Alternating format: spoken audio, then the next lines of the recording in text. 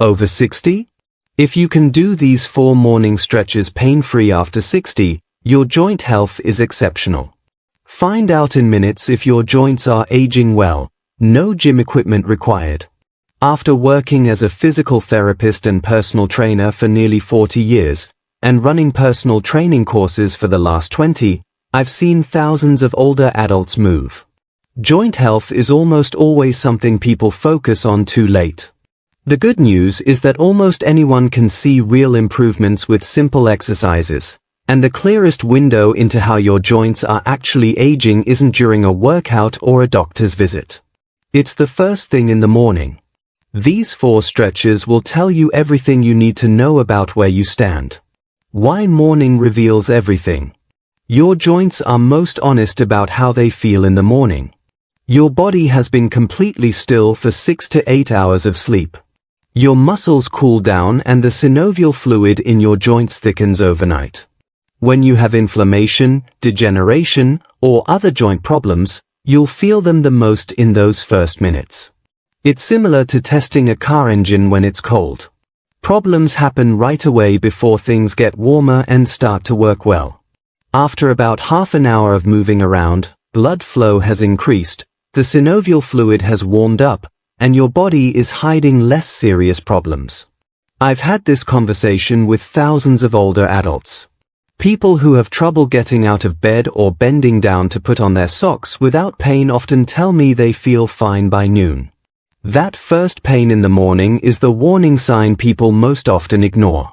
Testing in the morning also helps you track changes over time. It's pretty much the same baseline every day. If a stretch that used to feel good starts to hurt, you know something is changing before it becomes a bigger problem. What pain-free movement really signals? Being able to move first thing in the morning without pain is a clear indicator of how well your joints are actually aging, structurally, not in a vague feel-good way.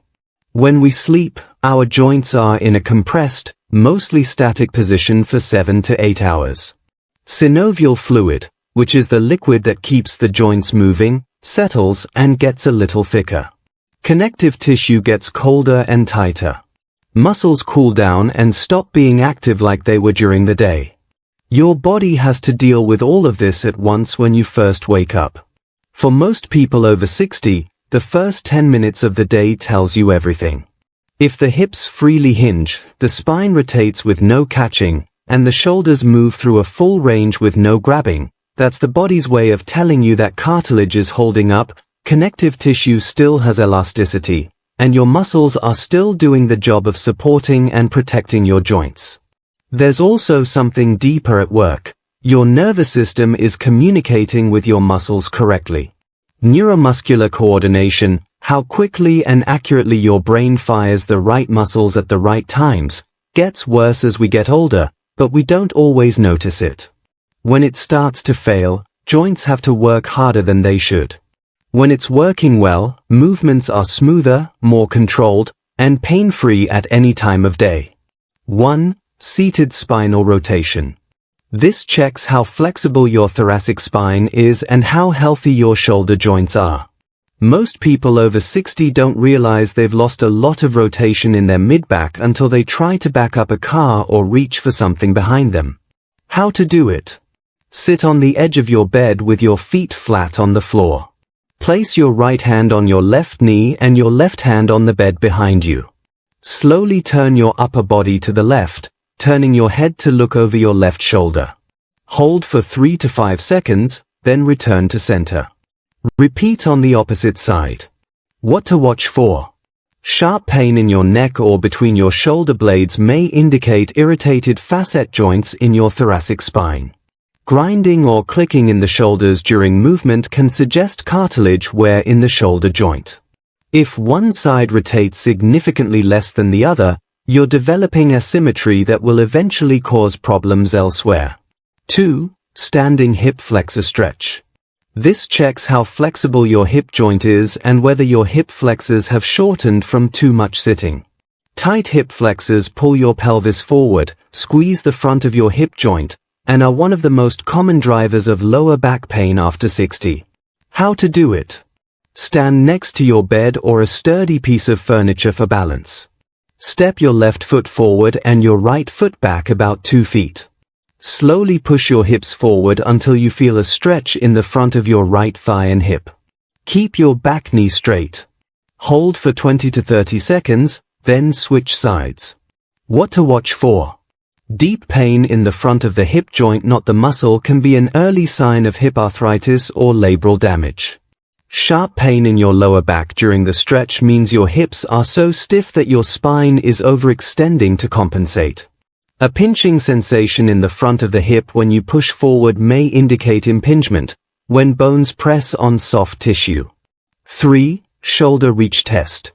This checks how well your shoulder joint moves and how healthy your rotator cuff is. The rotator cuff keeps your shoulder stable, and when it starts to fail, even simple movements like reaching up become painful or impossible. How to do it? Stand or sit up straight. Reach your right arm up and behind your head, trying to touch between your shoulder blades. At the same time, stretch your left arm behind your back and try to touch your right hand. Don't force it, just see how close you can get. Switch arms and repeat. What to watch for? Inability to lift your arm overhead without pain likely points to rotator cuff problems or shoulder impingement. Pain that's worst at shoulder height but eases when you move the arm up or down is a classic impingement pattern.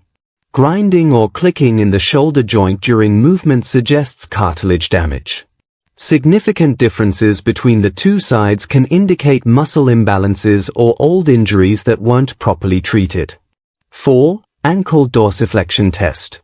This checks how flexible your ankle joint is, something most people ignore until they can't squat properly or their knees start to hurt.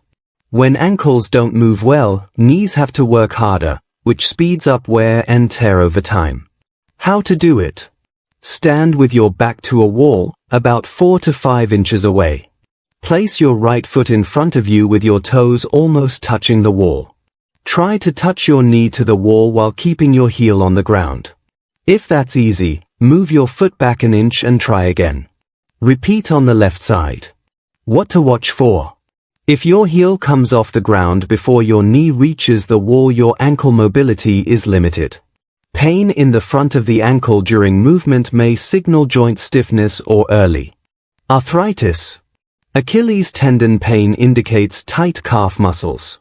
Significantly less flexibility in one ankle than the other means you're compensating during walking and stair climbing, which will eventually stress your knees and hips.